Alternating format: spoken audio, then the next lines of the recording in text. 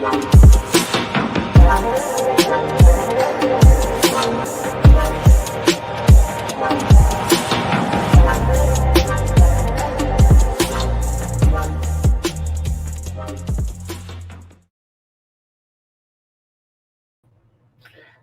evening, YouTube fam, Facebook fam. We made it one more time. It's so good to have you all here with me to spend a little bit of time talking with Frank Gooden.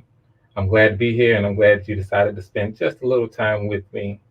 As you know, what I like to do is do a quick shout to some of the people who are here early, ready for a nice, stimulating conversation. I'm just going to pull them up. Shout out, one, before the billions, Lady D. Why I do that every time, Lady D. Ellie JJ, Vaughn in the house, my man. I believe this is, oh yeah, thank you. I'm getting compliments on the music. That's that intro. It's clean, right? Let me adjust this a little bit. Yeah, gotta have that intro. It's clean. Thank you, Ellie JJ.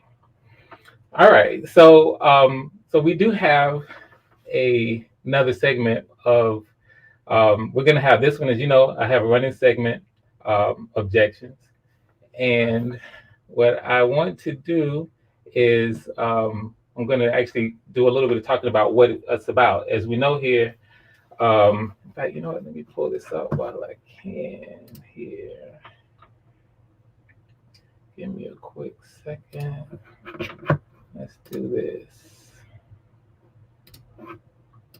So just to preface this a little bit, you know that a few days ago, I dropped a stream sort of talking about, my belief that God is real. And what I did was, it's interesting. This subject is so complex. When we talk about this, we can talk about this from a lot of different perspectives.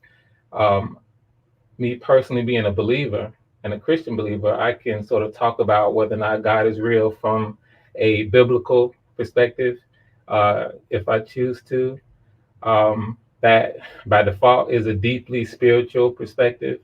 But in having this conversation, and for me, I want to have this conversation from the standpoint of just kind of sharing my thoughts for, or maybe stating sort of a case for, God being real, because I do believe from my perspective that this is something that kind of needs to be talked about. From my perspective, I feel like the world needs God. And when I say the world needs God, I mean people, people in the world. We need God in this day and age. I like that. Same here. But we live in a world where not everybody believes that God is even real, much less any concept of a Christian God or any God for that matter. So it's really a nice topic for us to be able to discuss. And so, I always, when we have a topic and we have an objection, I have to go to my go-to on the block with Jen to bring up some objections, if she has any. So what I want to do right now is go ahead and introduce on the block with Jen. It's been a minute after a brief hiatus.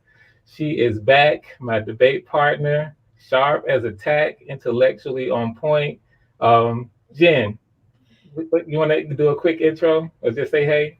Hello, guys. We were on hiatus. I have an echo. Is it me? Yeah, I think you're good. Okay. Hi, guys. It's so good to see you. We were on hiatus because Mama was not well. I did have the COVID. The COVID had me in a chokehold for about 2.5 weeks. I'm recovering well with the help of my family and my friends. And so I may be going in and out. I may mute myself. I may completely leave the screen in case I have to grab some water or some tea or something. So bear with me, guys, because my voice isn't what it normally is. But I'm glad to see you. And yes, Frank, I have many objections on this subject. Well, don't object to the prayers I'm going to be sending your way, as I have been on this subject. I know you can probably appreciate any, positive healing energy coming your way. We want you to, fully recover, of course. Thank you. hmm hmm So yeah. So on this subject, is God real? I want to dive right in because I feel like a lot of us who are here right now kind of maybe have some interesting points on it as well. I want to take it from, I mentioned I could take it from a biblical perspective. I could take it from a spiritual perspective. But, in discussing this, I think that those perspectives are too easily rejected from, by people who are non-believers, because from the biblical perspective, if you're a non-believer, non-believers typically think that the whole notion of God is just, it's just a book. Why are you going to the Bible? You're not going to prove anything to me or demonstrate anything substantive to me if you are just going to, a book that I don't believe is even inspired by God.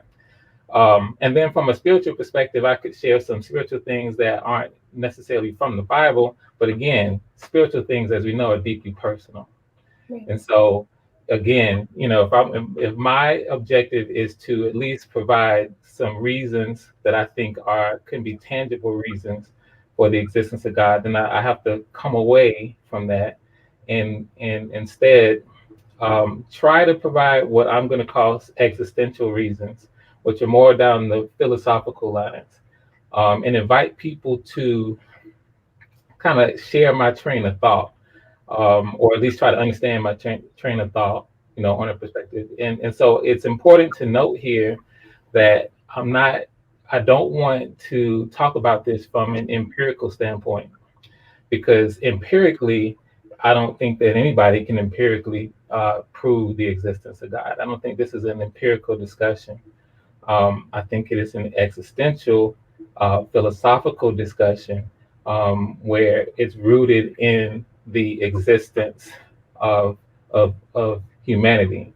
It's rooted in the existence of sort of maybe why we're here, or at least acknowledging our presence and what that means, in the greater sense of maybe purpose.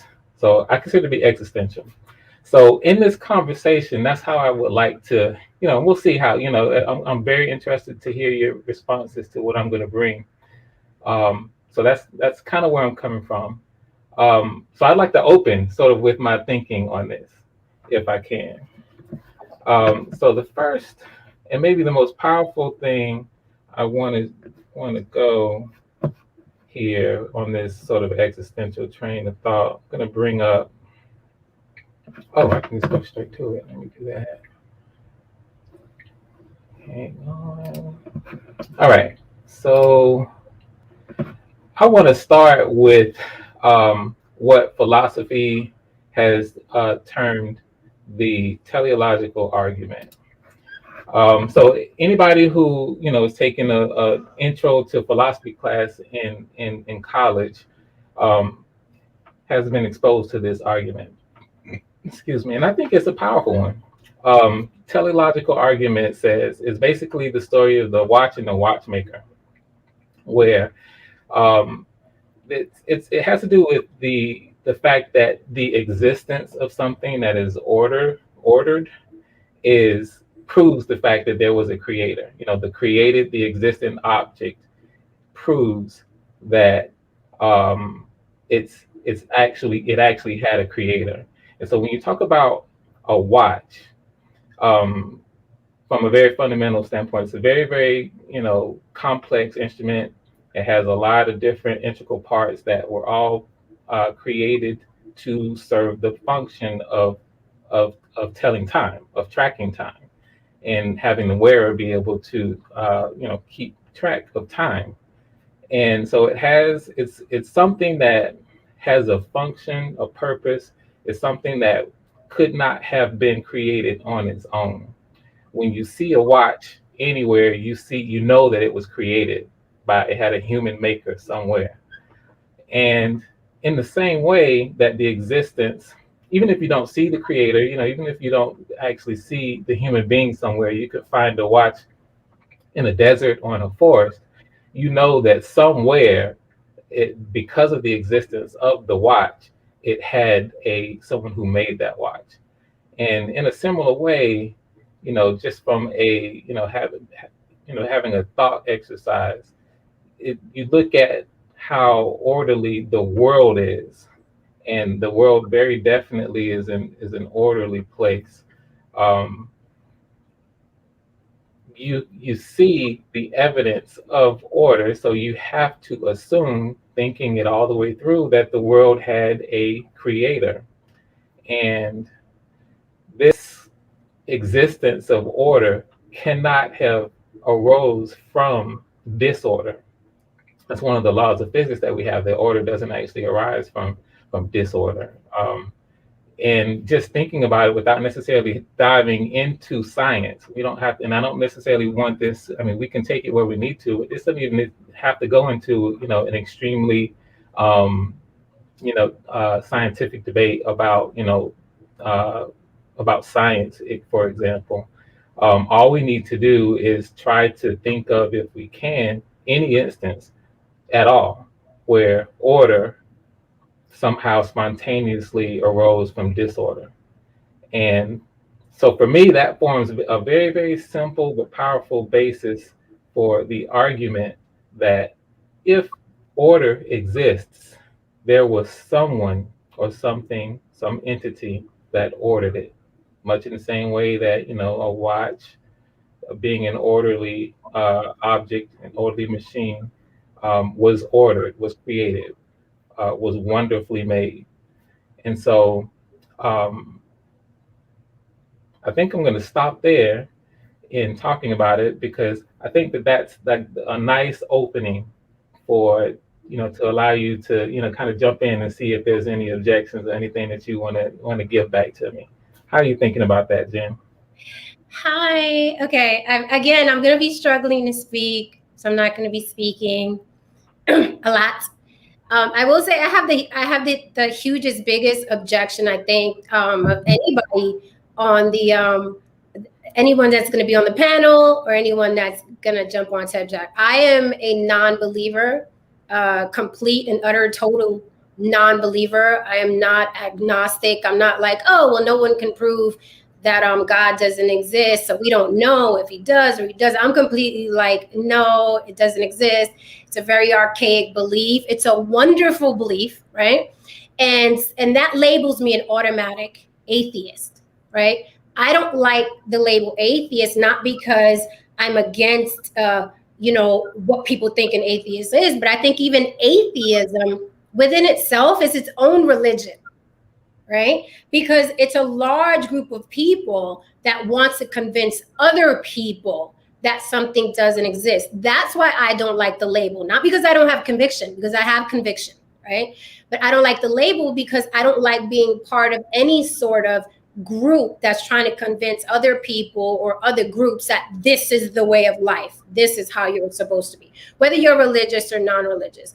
I am not a believer. I don't think, and it goes beyond, there's just no proof of it. Yeah, I mean, 1 + 1 = 2. There's no proof of a God except philosophically what you think he does, right? But there's no proof. We think he wakes us up in the morning. We think he finds us husbands and wives. We think he makes us better when we're sick. We think that he got us that job promotion. We think that, right?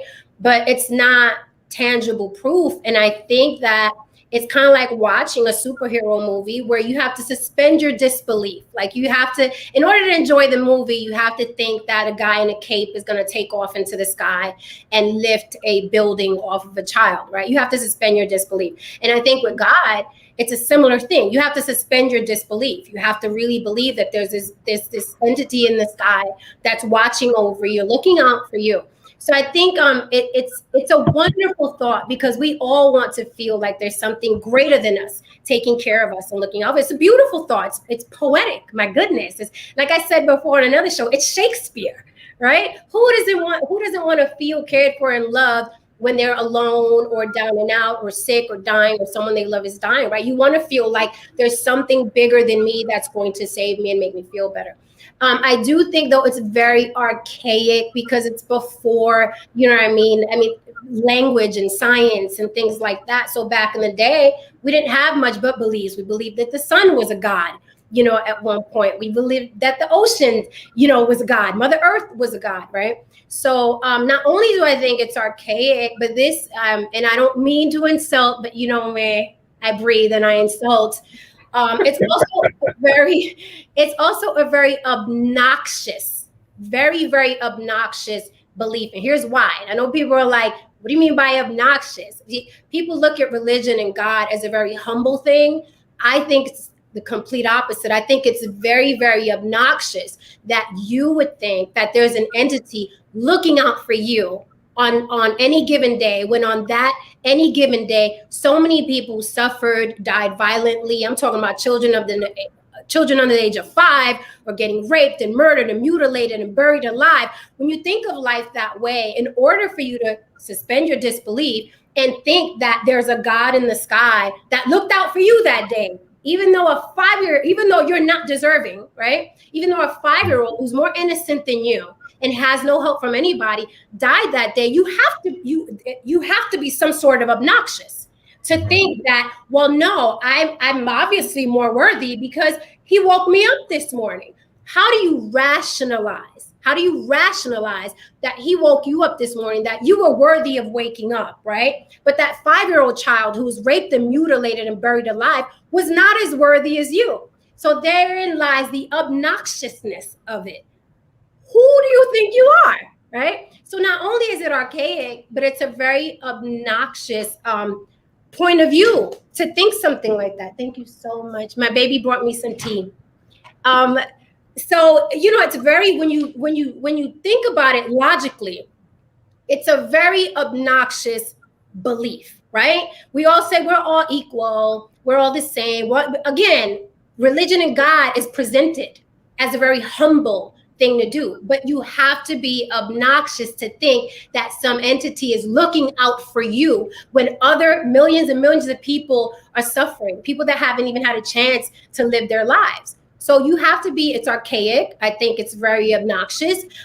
With that said, the reason, going back to why I don't like being labeled an atheist, because I'm one of the people who's a non-believer but thinks that religion is very necessary and God is very necessary. And here's why, okay? I'm a non-believer. I will never believe. I was, right, around 10 years ago, I was religious. We'll get into that. But, you know, you have to, I'm sorry, I lost my point. Anyway, going back to religion or whatever, you have to think that you're better than somebody. That's really the bottom line. You have to think that you were more worthy that day of saving and being woken up than someone else. That to me is obnoxious, right? Mm-hmm. So aside from, you know, the label atheist, going back to why I think God and religion is very, very necessary, is because there's been so much generational conditioning that religion and God is a crutch. And there are human beings that believe if they do not show up for church, if they do not pray, if they do not have this entity in their life, they're going to cheat on their spouse. They're going to go back to their drugs. They're not going to have self-determinism without God waking them up in the morning and making all things in life possible. That is why I say you cannot obliterate religion, because some people will die, some people will fall, some people will crumble without the idea of God woke me up this morning. God is keeping me off these drugs. God is keeping me faithful. We see it when people go to prison. We see it when a spouse is unfaithful. They automatically cling to, I'm sorry, forgive me. God is going to forgive me. And I'm going to keep using God to keep me strong so I don't cheat again. That person, if you make them understand that religion doesn't exist, guess what? You're going to have a forever cheating spouse because they have no crutch. So that's why I don't like the label atheist, because I, for one, think religion is very, very important. It's almost like an IV. It's almost like oxygen. Going back to, and then I'll kick it back to you, Frank, I was religious. But I was religious generationally because my grandmother was, my mother was, so on and so on. So I'm just growing up in religion and regurgitating things and reciting prayers. I didn't know why. I didn't understand it. I was a Jehovah's Witness for a little while. I went Pentecostal. I studied Christianity. Some of my family is Catholic. So I've been to many church. I've been to a Baptist church, and I was on this search for this thing. Like, why do I need this? Why do I need to show up to church? Why am I reading this book? Who are these people? Who wrote this book? Are they related to me? Do they have anything to do with me? What race were they? Because that plays a part in points of view as well. What race were these people that wrote this book? Was there misogyny? You know what I mean? Running rampant during this time. Why are women getting beaten in the Bible? You know what I mean? So I was so curious, and I had to ask. And you know, in religion, you're not supposed to ask questions. You read, regurgitate, repeat, and keep it pushing, sis, right? You're not supposed to ask questions. But me, being the person I am, I'm asking questions, and I'm going to different, houses of religion via friends and relatives. Like, oh, you're a Jehovah's Witness? Okay, I did the Bible study, on Thursdays and Tuesdays. I did the whole shebang. I've been to churches where people were speaking in tongues and acting possessed. My aunt flipped out one time in a church. So I've seen a lot of it. And one thing I did notice, collectively, I felt like I was a person who was in good health at a hospital at every church I went to. And that blew my mind. I said, I am here. I have self-determinism. I have self-control not to cheat on somebody. I don't drink or do drugs, right? I think I'm a fair person. I would give you the shirt off my back. I'm very compassionate. Why am I here?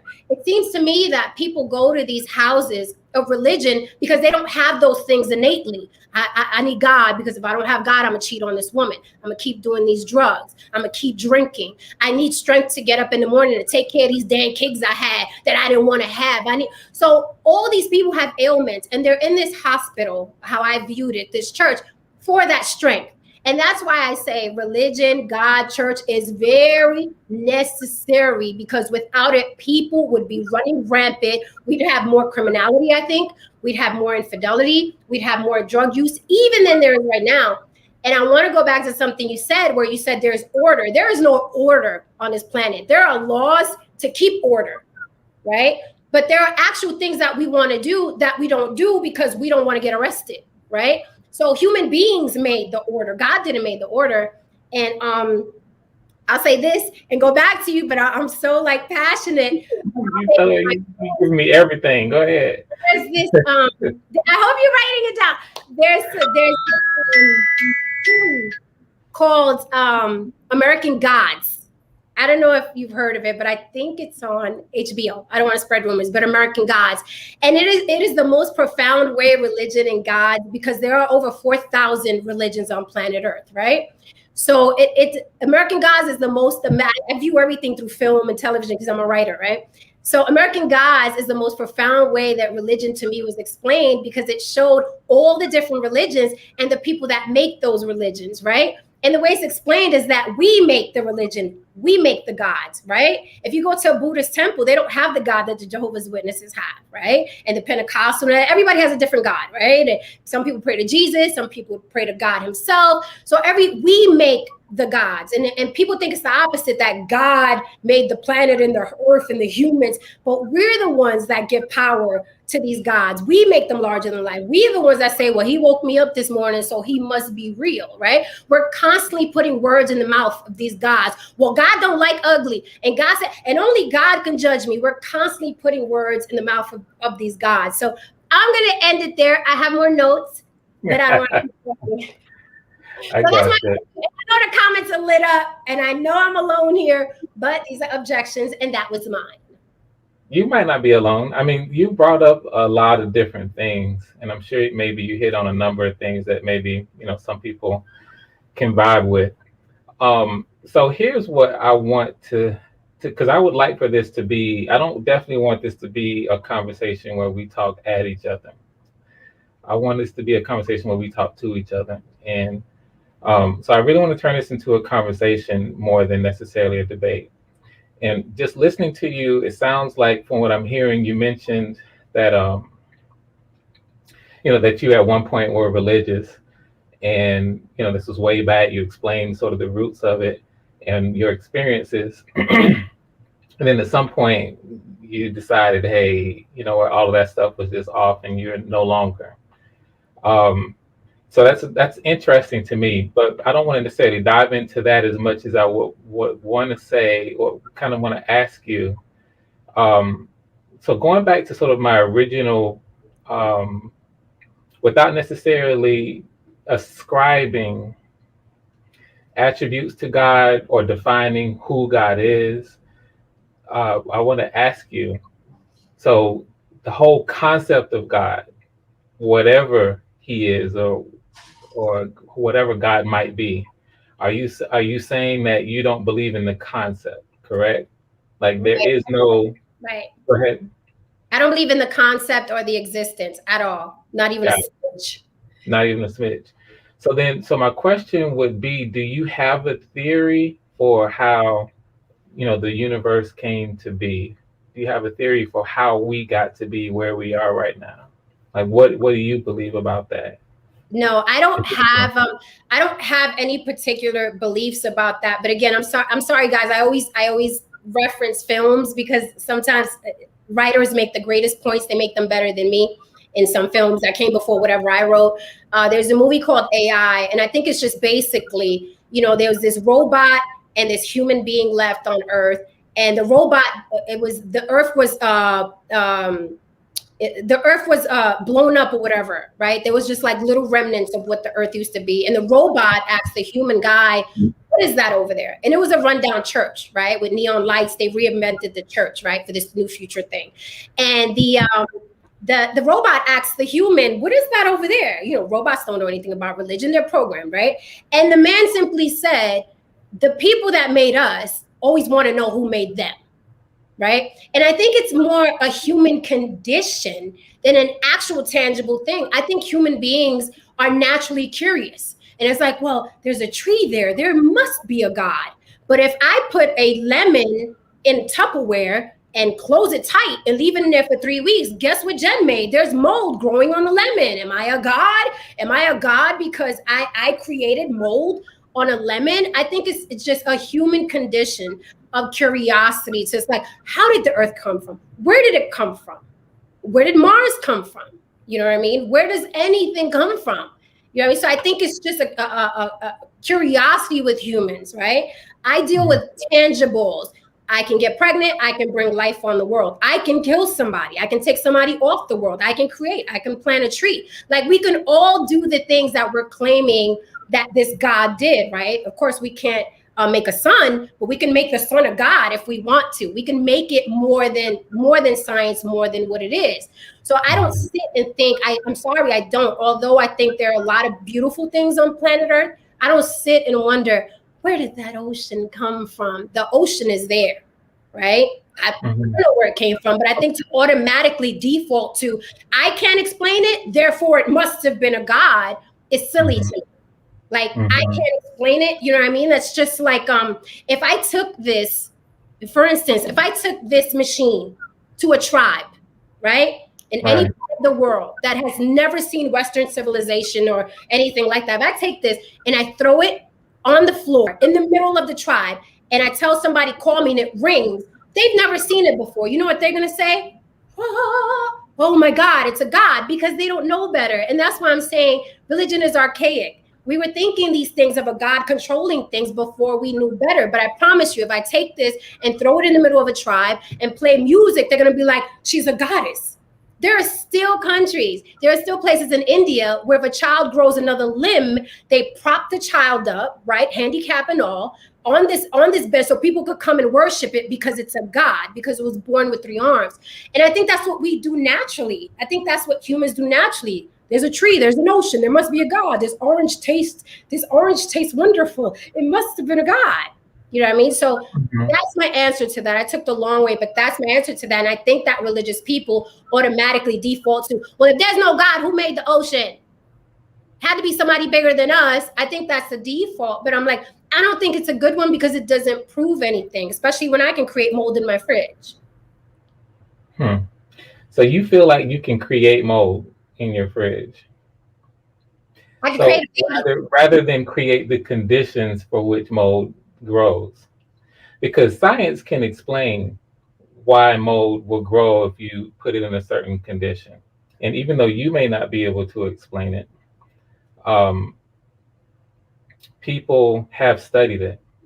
And, in the same way that, science explains a lot of things, science has explained how, our body works in terms of um, the different systems that work together. And I kind of use the human body as a way to maybe talk about it, because we are so wonderfully designed as human beings that, for me, and let me just pull this up, share something a little bit different here. I'm gonna stop this, instead share this while I talk about it. I haven't even looked at the comments. I know they are lit. That heathen. No. Let's hope not, because we definitely want. I have looked, I, and I'm hoping that there's nothing like this. Let me see if I can pull. I can't wait to hear the objections. I know when they pull up. Same here. We're gonna have to do a part 2 to this, right? Yeah, I think this is a deep subject. Really, really deep subject. I'd love to do the devil versus God on my page. Okay. Sounds good to me. Well, you know what? For some reason, I thought I was ready with it, but I'm not. So I'm going to leave it up. But, bottom line, we have, all kinds of systems within the human body that work together. Our skeletal system, our muscular system, our digestive system, our reproductive system, and many more. And for me, I'm not necessarily going to, look at things kind of the way you mentioned, oh, look at the ocean, there must be a God. But when we understand, science has gone in and really dove into, at the molecular level, this is how things work. And they work so well together, like, a plane, for example, might work. A Boeing 747 might work, flying, someone from one side of the country to the other. There's so many intricate systems that went into the design of something like that. That, to me, it's proof of intelligent design. And I don't think that it's like an irrational thing to sort of wonder about, like you said, we're normally and naturally curious. I feel like that was something that has been actually placed in us. But whatever the reason is, we are curious and we want to know the why. We want to figure out the why of things. And it serves us, it serves humanity, because when we learn the why, it helps us create in ways that helps us. Technology helps us. Learning about the human body helps us. Learning about nature helps us. Understanding science, it helps us. And so I don't think that there's anything necessarily bad or somehow untoward about being curious and learning learning about the how we live and where we come from. And in fact, what you're talking about, when you use the word kind of archaic, I do believe that the notion of God in general was kind of universally accepted until roughly, in terms of recent history, until the 17th century age of reason, where science began kind of postulating that the reason, things that can happen, around us are scientifically explainable, that you don't need, quote unquote, God to explain these things. Instead, you can use a scientific method and create theories, try to prove them. When you prove them, they become laws. And so you use science to study, and therefore you learn. And the power of that has been immense. And I think because of that, we have now relied on science. But there are things that science still can't explain. right now. And will they ever be able to explain? Cognitive science, for example, seeks to explain the duality of the brain and the mind. You know, uh, Neither one of us can tell you what a thought, how a thought, the concept of a thought itself originates. You know, um, does it originate with your brain as a physical entity to decide to pick up that tea and sip it? Or is it something outside of that that's non physical that says, I want to go pick up that tea, or I want to go dancing, or, when you talk about emotions, these are non physical things. And um, I do believe that because of the existence of such a wonderfully made body that we have, as just one example, um, and then this notion of I'm talking about a different sort of theory at this point of the existence of God, that you can have this argument from consciousness, as well as this argument from something that's being beautifully made. So for me, I'm seeking to kind of have a discussion that isn't necessarily, at this point, I'm not trying to describe what God is, and ascribe characteristics to God. For I think it serves everyone to at least in this case, um, to at least consider and think about, okay, how logical, we try to use sort of kind of deductive reasoning, and we try to deduce and think all the way back. Is it a logical thing to believe that we all had to come from something greater? We were created, not sprang from just nothing. I cannot I can't get my mind to conceive and believe that cells ordered themselves in order to, out of nothing, we all ordered themselves in order to have this wonderful, body that's complex in ways that we can't even fully describe.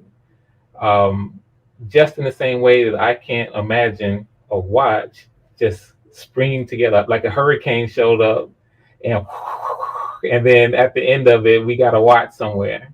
That's impossible for me to conceive of. So what's wrong with that line of thinking? I don't think that there's anything wrong with that line of thinking, but I think it's more conditioning than innate. That is what I think. I think if you drop a baby who can survive on an island, the last thing that baby is going to be thinking as it grows, if it can survive, is God is helping me. That baby and that child, as it grows, if it can survive, is going to be thinking, what is the next thing I have to do to stay alive?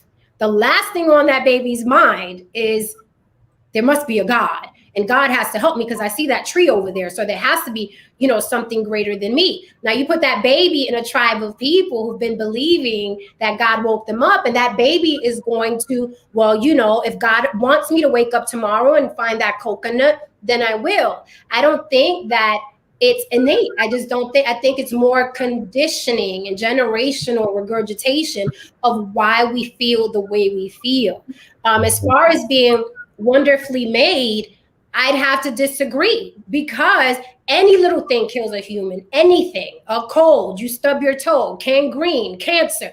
Like, we are very, very vulnerable organisms. Cockroaches are better survivors for the environment than we are. And if we're going, let's say God existed, right? Ooh, there's a roar in the crowd. You really feel like any little thing can kill a human being, that we're not any little thing can kill a human being unless they have a great immune system, right? And any little thing. There's so many diseases on the planet beyond COVID, beyond the flu. I mean, they're still naming diseases. They're still naming birth defects until this day. So I don't think I don't think humans are these wonderfully made creatures that are just born and they're just wonderful. I mean, you drink the wrong, if I take a teaspoon of Clorox, I'm dead.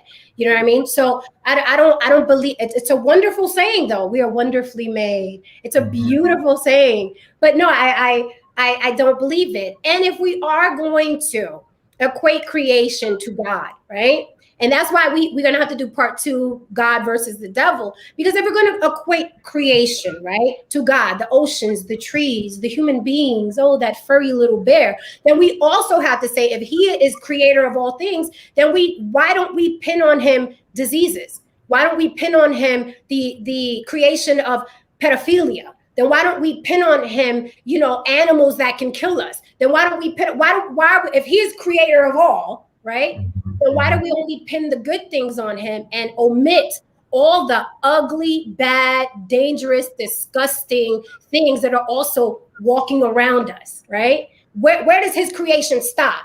Oh, God only created the flowers and beautiful people and our wonderful bodies. But what about like these bees that could sting you and you die in an hour? He didn't do that. What about snakes that can bite you and you bite you and you die after foot? He didn't invent that. What about cancer? He didn't get that. So why does God get on? If God is the creator of all, then why are we pinning cancer on him too? So I think people pick and choose what to put on God via their beliefs, because in their mind, they believe God is all love, all good. Again, regurgitation. God is all love, all powerful, all this. If God existed, and we can get deep on this, that's why I said we should do a God versus the devil. If God existed, he's narcissistic. So I think that number one, we're approaching the subject from two very different ways, and I definitely, when we get, I feel like we should have a nice back and forth at some point. Doesn't have to be now. That's really longer than what we're going to do Yeah. this evening. But we're coming at it from a couple different ways. And to answer your question kind of directly, I think that, in fact, I know that there are answers to what you're asking, and there are explanations for it. And they relate to the kinds of things that you're asking, to me, are matters of understanding. And I think it's really, really easy for us to reject notions that where if we ask the questions, we don't have an immediate understanding. Like if someone really sit down and explain certain things to us and we receive it with an open mind and can think about it, it's real easy to reject outright if stuff don't make sense to us. And of course, that's human nature. And that really is something that is good. You shouldn't, in many ways or many times, if something doesn't make sense to you, then you shouldn't, just wholesale just accept it. But there are explanations for that. But before we can even answer those kinds of questions that you're asking, you have to first be a believer. Yeah, you have to. In other words, you have to accept the notion that God is real before you then ask those questions and at least and try to have some sort of understanding about the answers to those. I don't think that I think it's a mistake to try to use the lack of answers to those questions to then say, "Oh, God doesn't exist." But religious people do it the other way around. They don't know the answer to why the ocean exists, so they automatically give it to some God. Religious people do the same thing. Well, so I like to keep this really, really personal. I don't know how many religious people do that, but I can give you, reasons why science has explained, the presence of the oceans and how the earth was formed. Science has explained that. Interestingly, science in and of itself doesn't disprove the existence of God. It explains our physical processes.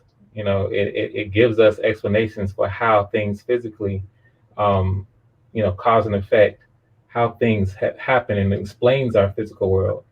But unfortunately, it appears that, science in general has worked to help disprove the existence of God to a lot of people, and it really shouldn't be.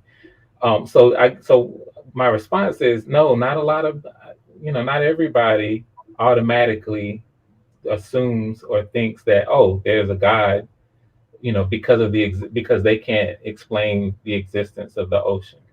There are other reasons why people believe in God, and I think that those are some very, very strong and credible reasons. Give me an However, example. well, I just gave you one, and this is kind of where I want to stay. For me, the reason why we have to assume an intelligent designer is because of proof of the design. If we decide now, if you say, Frank, you know what, it's the design, there is no order. You see what I'm saying? If you say, Frank, I don't believe that there's order in the world, order in the universe. Um, you know, I don't believe in the second law of thermodynamics, which describes entropy. I don't believe in gravity, that which is a scientific law. I don't believe that the solar system is ordered where planets are revolving the sun in very, very measured um, orbits, and I'm just taking it off Earth. I'm just riffing it right now. I don't believe in the universe. I don't believe in neutrons. I don't believe in pulsars, or keeping it on Earth. I don't believe in the balance of nature, that we have the seasons and things happen in a certain way, or just whatever. If you're saying that there is no order in those things, then to me that invites a conversation about okay, well, what is order? Because I see order in everything that I mentioned. There's an order, if you take the human body out with plant life and the symbiotic nature that we have with plants, with plants um, using our carbon dioxide in order to survive, and we using the oxygen that plants produce in order to in that this very symbiotic and balanced ecosystem that even allows life to even exist. To me, all of that is the presence of order, and it's so unique because we haven't found it anywhere else.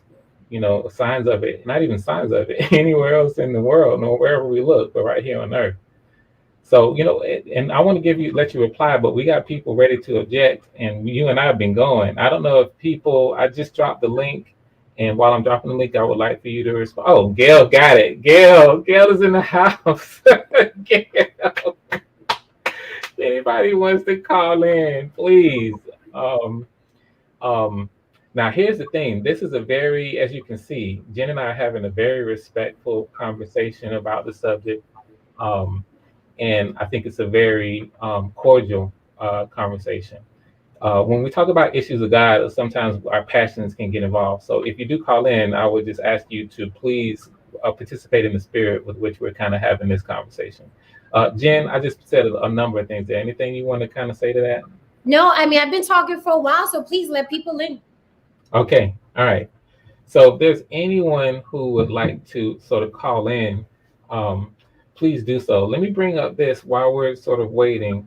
I will share this and talk a little bit about, because I kind of made mention of it, but I would like to talk just a little bit more about it while we're waiting for anybody else to kind of jump in.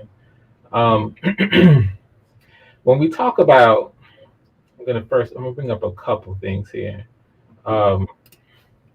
When we talk about, I made mention of this other argument from consciousness. I think that it's a very, very interesting thing to bring up. And I think, okay, now I thought someone was coming in. I think it's an interesting way to bring this up. There's the old kind of philosophical saying that you probably have heard, Jen, I think, therefore I am. It's this recognition of your own existence that is apart from who you are, that's a part of things that are outside of you. And just cognition, having the ability to make decisions, having your own agency. There is no scientific explanation for why we have that. And consciousness, of course, involves things that people cannot explain scientifically. Why we have emotions and why emotions are so powerful. Like love, for example, and hate. Something that is just an emotion that has no physical or tangible form affects what we do sometimes. You know what I'm saying? Has a real heavy effect on that. So what's the scientific explanation for something like an emotion having the ability to affect something that's here in the real and tangible world? What's the scientific explanation for that?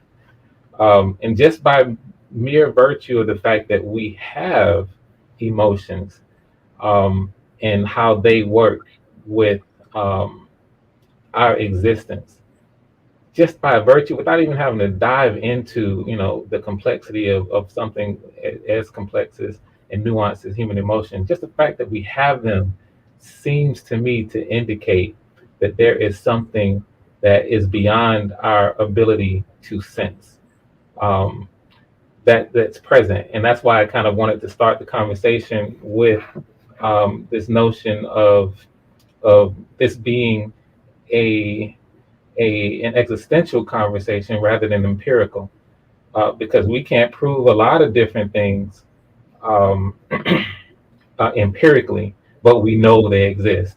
Just we certainly can prove things like the air, for example.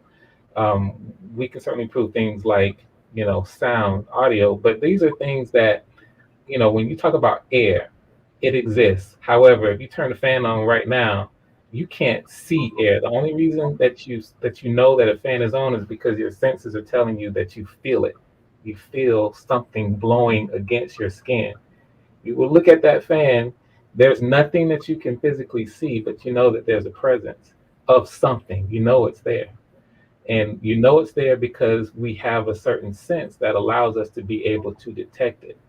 I think a lot of times people who want to reject the idea of God because they can't see God, they can't detect God using the senses that we have, I think that becomes an obstruction.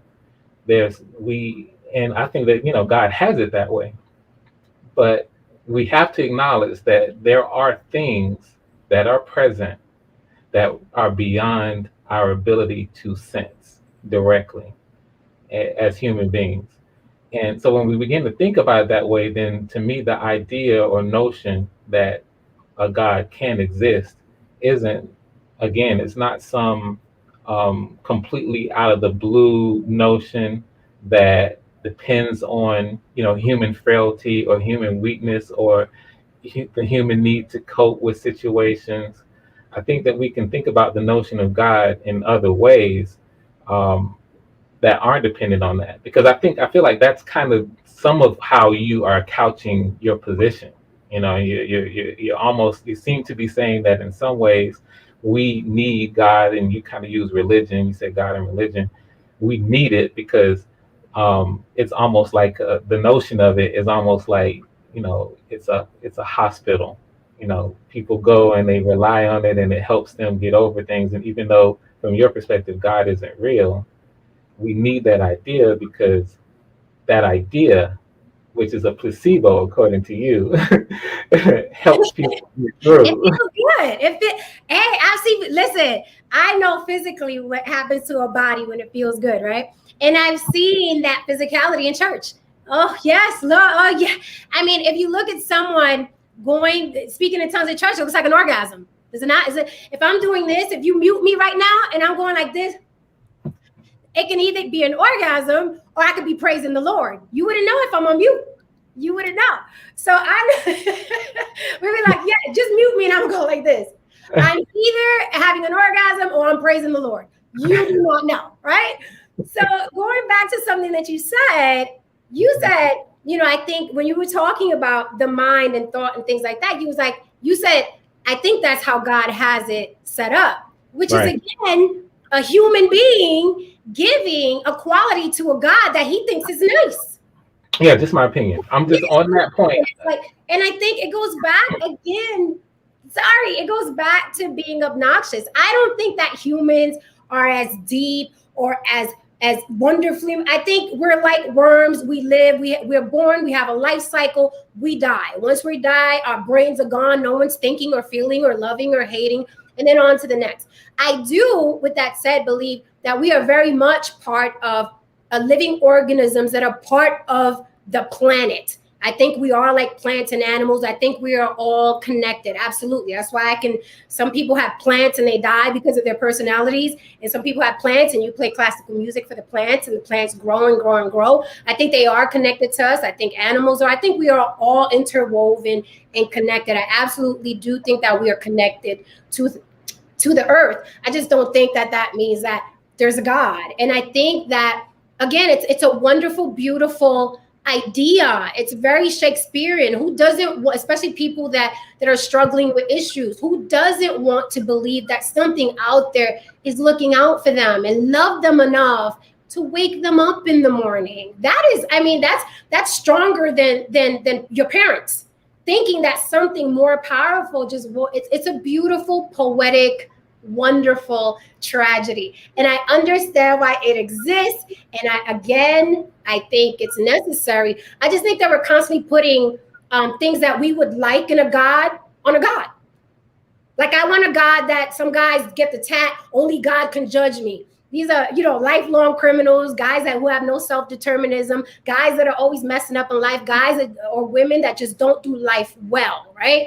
So then they make in their minds a God that's going to forgive them no matter what. And that is a badass concept, that I can be as messed up as I want to be, and no matter what any human being thinks of me, this dude got my back. It's a beautiful, beautiful idea, but it's more to me of a vice or a placebo than it's actual tangible. And my thing is, what did God invent and what God didn't invent? Okay, you want to say because of the planets in the solar system, that has to have a creator. Okay, did he create that and then stop creating and stop being available for us? Because humanity is trash. Right? A lot of humanity is trash. Yes, we have good people, compassionate people, people who love, people don't cheat, don't rob, don't steal. But the other side of humanity, like, human beings had to make laws to control people. So how much participation did this God have? If there is a God, did he just set up the really cool solar system that all spins around, and then did he bounce and go create another universe? Because he's certainly not here. And you can tell that he's just certainly not here. And I'm sorry, I need more proof than you, feeble little human being, woke up in the morning when 10 children did it. I need more than that, because you're not going to convince me when God chose you to wake you up, Mr. Nobody or Mrs. Nobody, who's contributing nothing to the planet or other human beings. He chose you. Like, it again, back to, it's obnoxious. It's obnoxious. Right. I could never live under that umbrella knowing that, damn, Jen, you woke up today and some child didn't.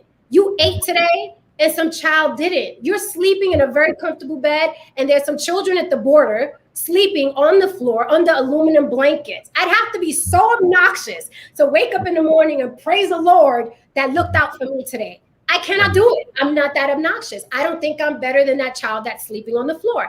I cannot do it. And I think a belief in a God that's looking out for you, to me, it's very pompous and it's very obnoxious, because you are not more worthy than that child on the floor. I can't do it. I can't. My brain doesn't rationalize it. And I think our brains are intact. Our brains were made to compute, resolve problems, and survive. And then we start putting whimsy in it. There's a God looking out for me. There's a God going to get me a husband. There's a God going to give me a good job. We did the whimsy because the whimsy feels good. It feels good. Everybody wants to be loved unconditionally.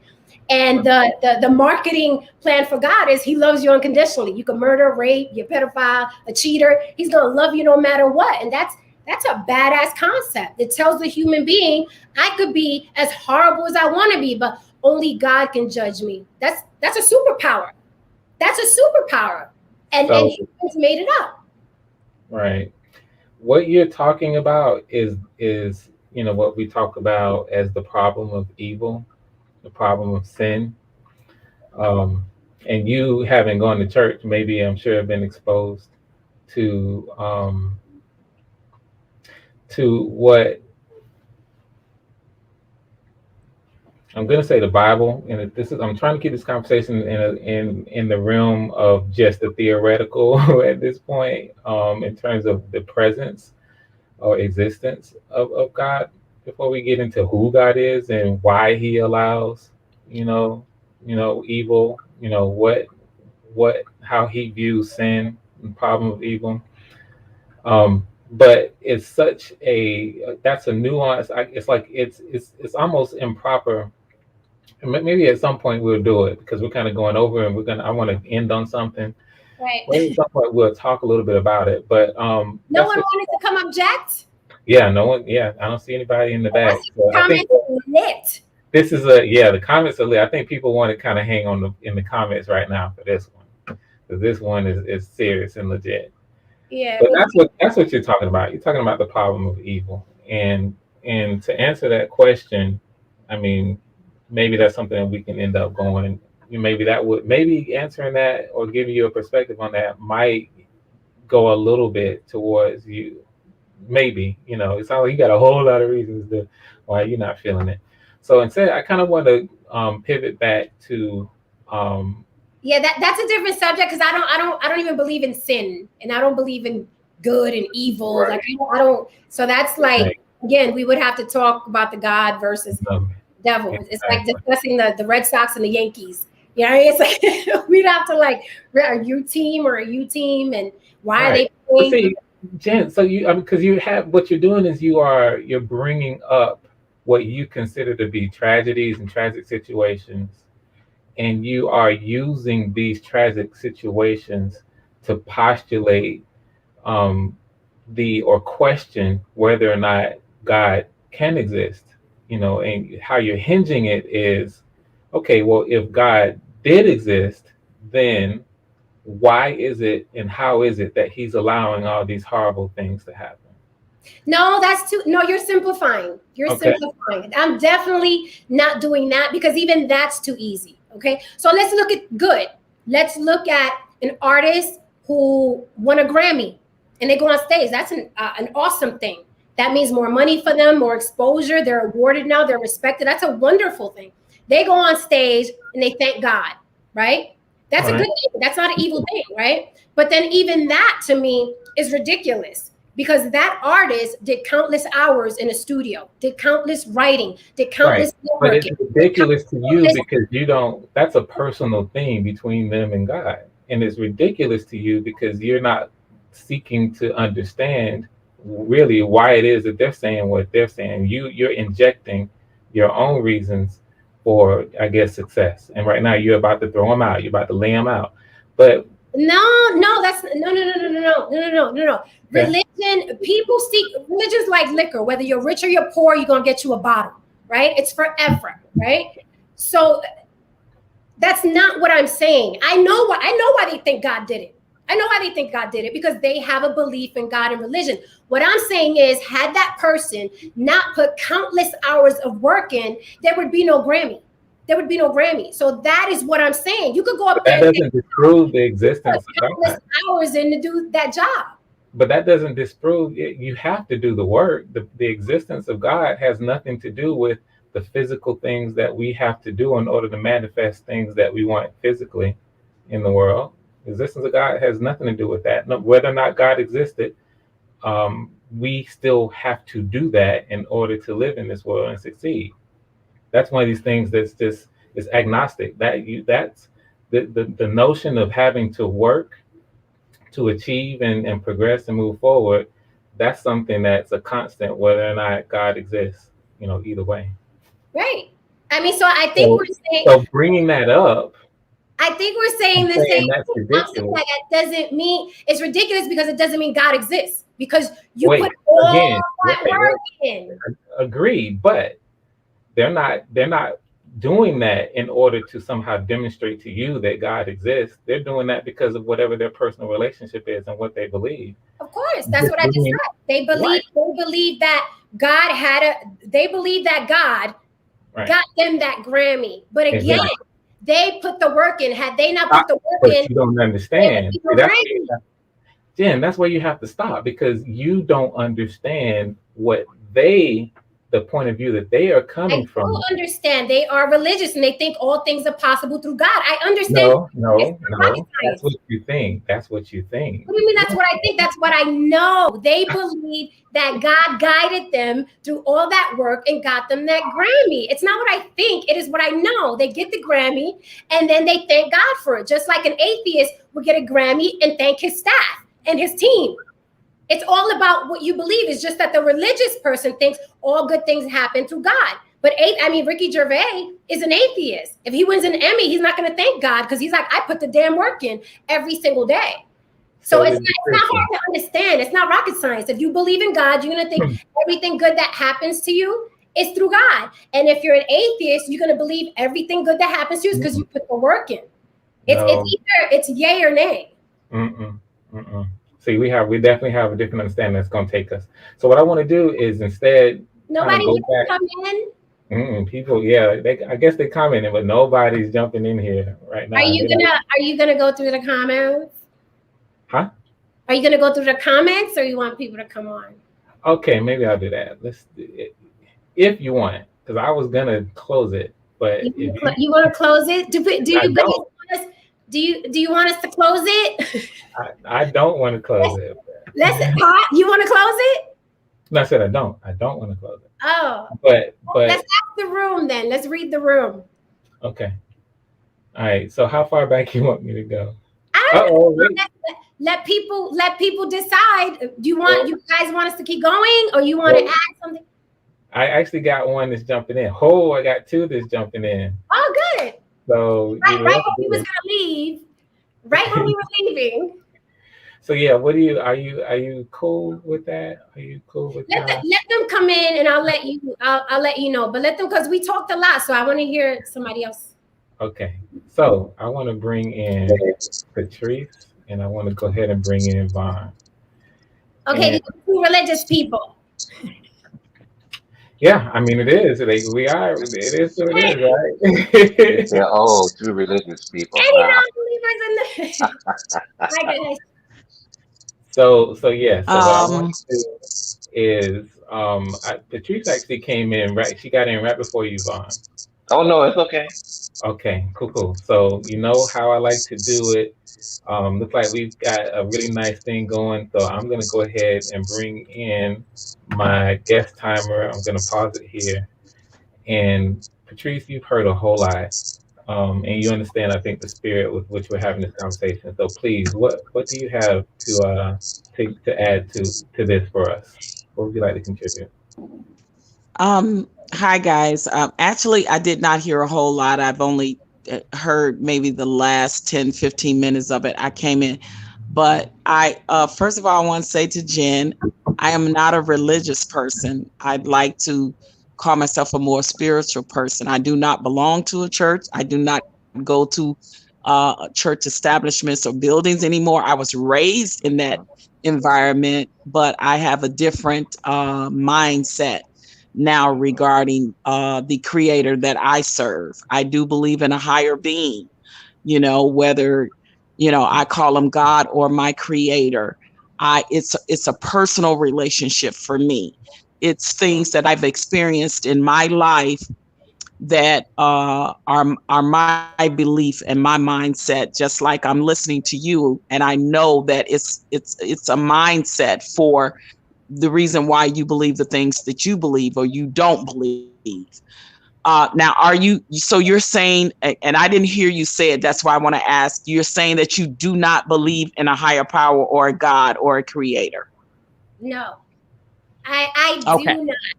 No. No, you do not. I do not. I do believe that we are connected, and this is my time, so stop the comment. I do believe that we are connected as humans to the earth and to the ocean, to the trees and stuff, and our ancestors and things like that. But I do not believe that there's one entity looking out for me or waking me up in the morning, etc. Okay.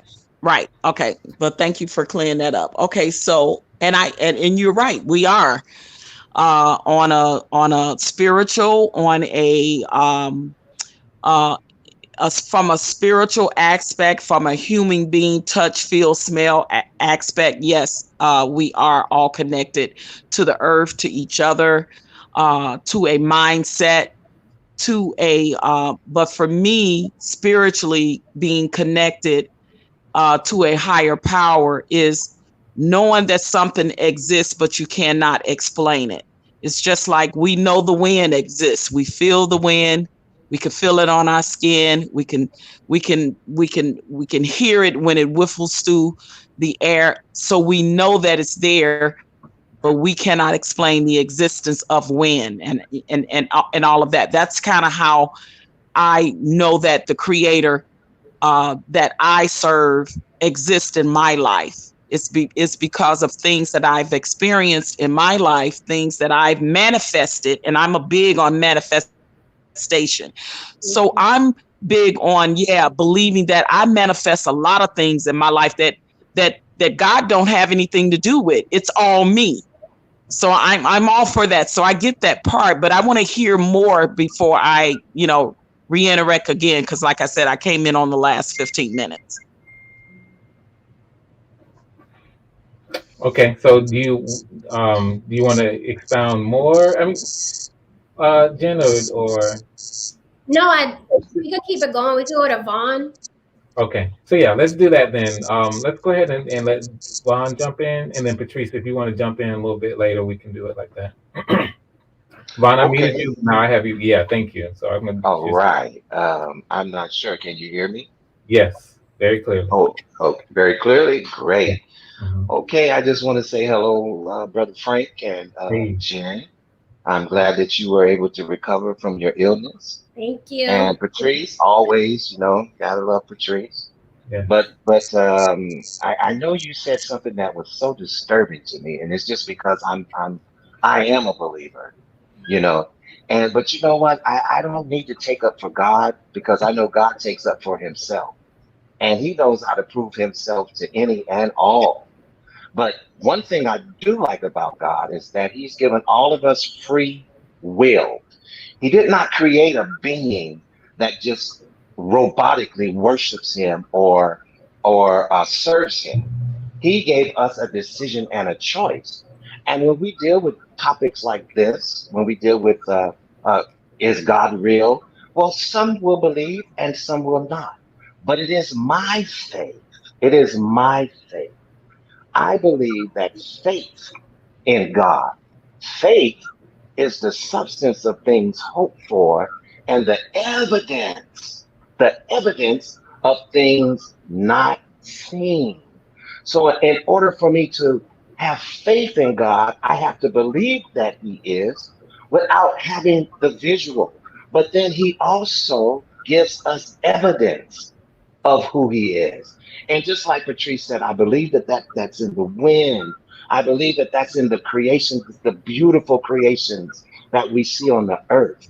And on this last note, me and my wife both had COVID, and my wife was at death's door while I was trying to recover at home. And I prayed to my God. Okay. And some people will think, oh, you're just, that's foolish. No, but I asked God, please spare my wife, spare my child, and spare me. And I believe God came through. So just because you don't believe, Jen, does not mean that God doesn't exist, but you have a right to your opinion. And it's not my job to try to really talk you into who God is. The only thing I can explain to you is what he's done for me and how he has revealed himself to me. Thank you for your time. Mm-hmm. Thank you I'd like to thank you, Vaughn, for that.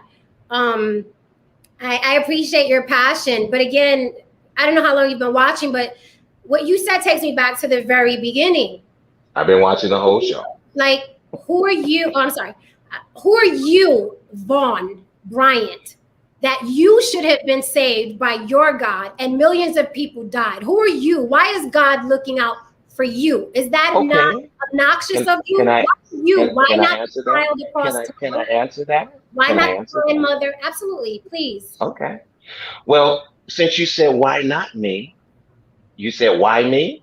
No, why you out of all? God looked out for Okay, you. He okay, heard he saved your okay. wife. What about everybody else's wife who died this past week? Okay, exactly, exactly. But one thing that we have to know about God is that He does things in His own timing and the way He sees fit to have them done. I am not in control. God speaks and men live. He speaks and men die. And that is the characteristic of who God is. Now, that is my faith. That's my belief.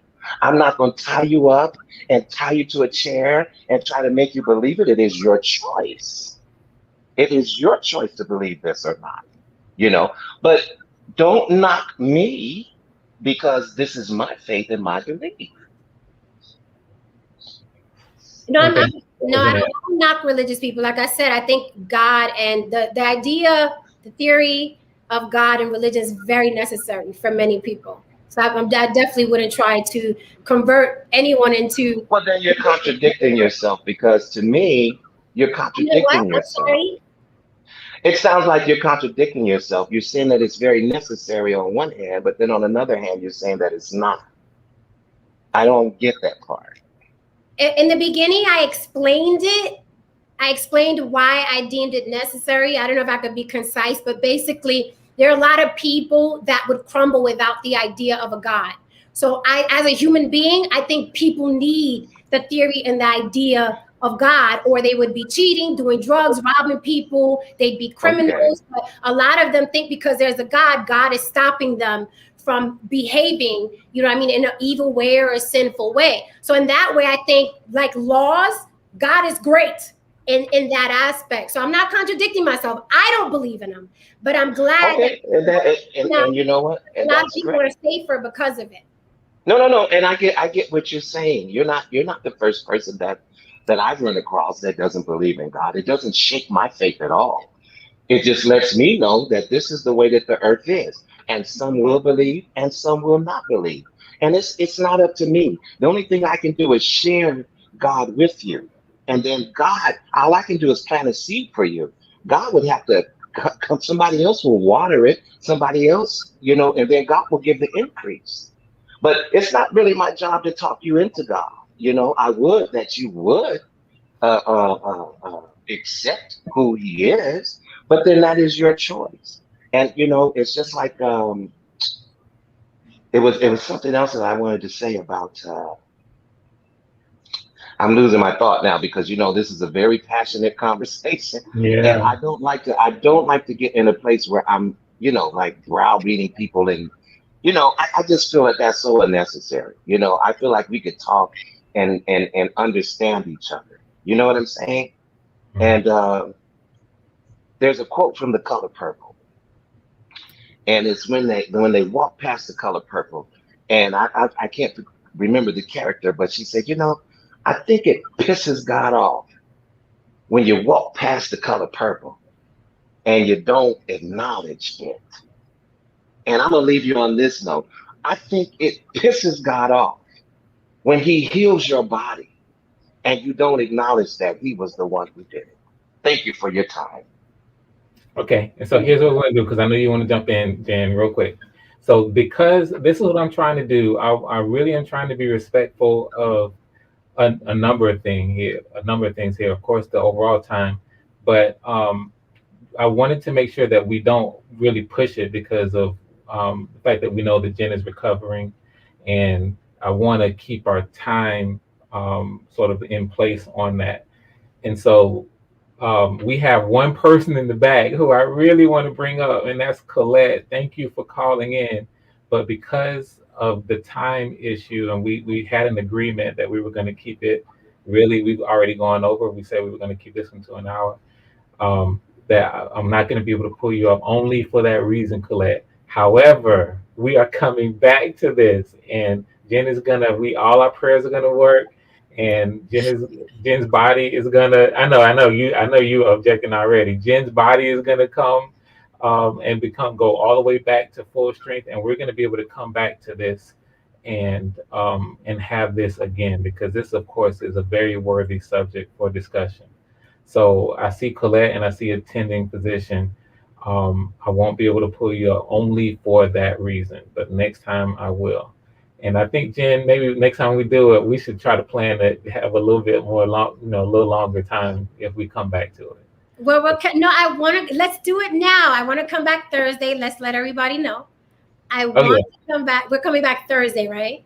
Well, yeah, but we're going to your channel, and we may not be talking about this. It's going to be up to you. Then it can be this, or it can be whatever topic that you want. But we're going to cover your channel. So let's do this. Let's kind of finish up. Let's let. I want to give Patrice a chance to say some final words, and then you, if that's cool, and then I'll just close it out and end it. Unless you're saying, "Hey, I'm gonna ride and we're gonna keep going." Your call. And it's cool either way because we know we don't want to push it. You see what I'm saying? I know we don't want to. I know. I want to respond to Vaughn though. I wanted to say that, we're not, I think if we can just accept that we're not changing minds here today, I think that we can just share how we feel. We can share how we feel, what we believe, what we don't believe. I'm not changing your mind. You're certainly changing my mind, but we can still have, Frank and I are on opposite ends of this. So no one's browbeating anyone. Like I said, I'm a non-believer, but I think belief is necessary for a lot of reasons. Just I don't subscribe to it, right? For obvious reasons. But I wanted to address, again, like I told Frank earlier, you said, I think is the key word. I think when God heals your body and you don't give him the praises, he gets mad. Again, it's a human being giving what they would feel, right?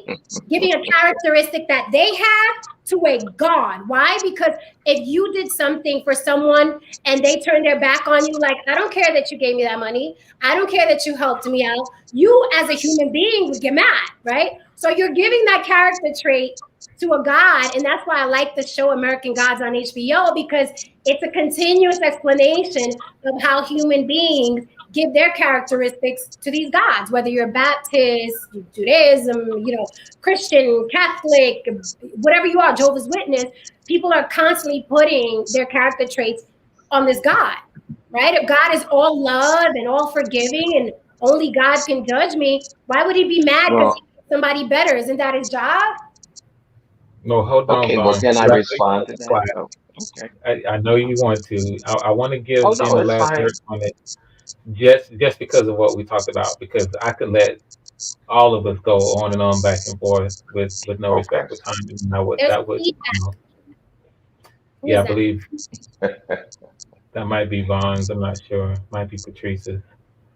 But so here's what I want to do. Just for now, because we're coming back to it, whether or not it's on Jen's channel or on mine, and we're going to plan for our conversation. I feel like in order for there to be even more substance, and this has been a substantive conversation, even more, I think we can go a little longer in the spirit, because we're all in a really good place spiritually right now with the conversation, and I want to maintain that.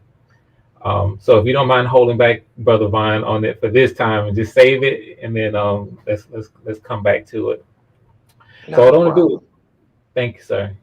So what I want to do is give Patrice, since he's been holding here, 2 minutes to kind of finish up, Jen to reply, and then I'm gonna. So here, you guys know it's coming. One time, Patrice will say to speak, and then Jen, and then I'm just gonna kind of close it, and then also give Jen the opportunity to kind of plug the fact that we're coming back on Thursday. Okay, Patrice. It's absolutely not my job nor my place, nor am I concerned about trying to convince anyone to believe in God.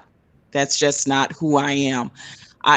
Someone that does not subscribe or believe it, that's their God-given right, just like it's my God-given right. And I don't judge a person for not being a believer, as I don't want to be judged. My own personal thing is I definitely can't put myself in those shoes and position, because I don't have a heaven or a hell to put you in, Jen, just like I don't have a heaven and a hell to put anyone in, and they don't have a heaven or a hell to put me in. So I can't play that role. I can just try to live my life the best that I can, to be the best person and the best version of who I am. And it has nothing to do with God. It's just my own personal belief and walk in this life is that I want to be a good person in general and treat people how I want to be treated.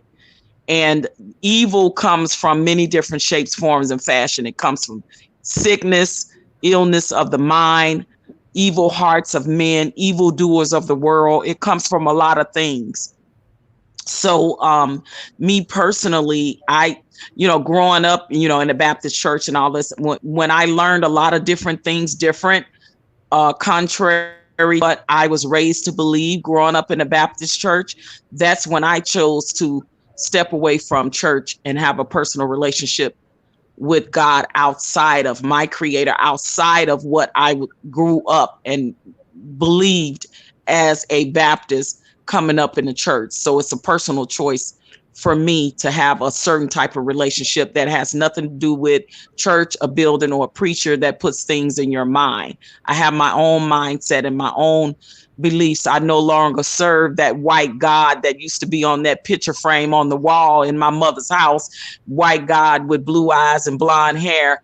In my mind, that is not who my creator is, according to, my mind and my heart set. So.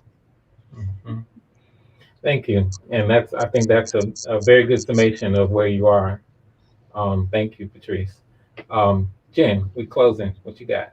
We're closing. I just wanted to remind people, please follow On the Block with Jen. Please follow Talk with Frank Gooden, because we are going to come back on Thursday. And I don't know if we're going to do this subject or another one. And the only way you'll know is if you subscribe and hit the notification bell and click on your reminders. I want to come back to this because there's some people who wanted to join us and couldn't. Fortunately, we have to go. So I'd like to come back to this, but I don't know. Frank and I will have a discussion and let you guys know if we're coming back to this. But I'd like to, go a little deeper.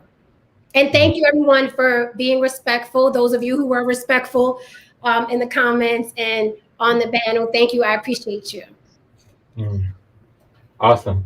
Okay, so it looks like I get to kind of close this out.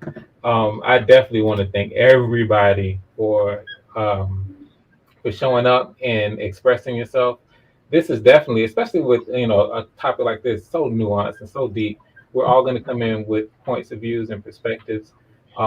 I have to admit that for me, I do believe in God, love God, and I believe in a very specific God as well. And I think a lot of people who know me know. I do want to share that it is my objective. I do want to change, any non-believer's mind. I do. Now, I want to do that respectfully, and I want to, I'm commanded, by my Lord and Savior to do it. And I also personally think that I'm helping, I'm just coming from me. I feel like I'm helping, an unbeliever by introducing the concept of God and then further taking it from there. But understanding the way I do, I know that I'm just laying a seed, and whether or not it's all up to God, from my perspective. From non-believers' perspective, all this is gibberish. But from my perspective, it's all up to God what happens from here. So what I will say is that I think that this has been a very productive conversation, and one that is needed no matter what the situation is. I welcome us being able to move forward and talk more about it, whatever the situations are, because I believe that God is in control. I think that nothing but good can come from it, no matter what the situation is, especially with the spirit that we are operating out of. I'm looking forward to having you. I want to give a quick thank you to, I received a Cash App from Ellie. JJ, thank you so much. That reminded me to put the little banner down on the bottom if you want to support financially. But just being here, honestly, and participating the way that you all have is support enough for me. So with that, we've been on the stream for an hour and 35 minutes. Hopefully we can come back to this and over time be even, go longer with it. I think it's an important subject. I just want to add, I see some strong opinions on the end. Please come back. Black God, Isatu Space, come back. Okay, subscribe to both channels and come back so you know what we're talking about. But I want to come back to this, definitely. Thank you. Okay, beautiful. All right, guys. You know how I love to do. I'm gonna run my outro. Feel free to leave any comments as we roll out. And thank you so much for coming. I'm gonna catch you on over on Jen's channel. Thanks, Frank. Thanks, Jen.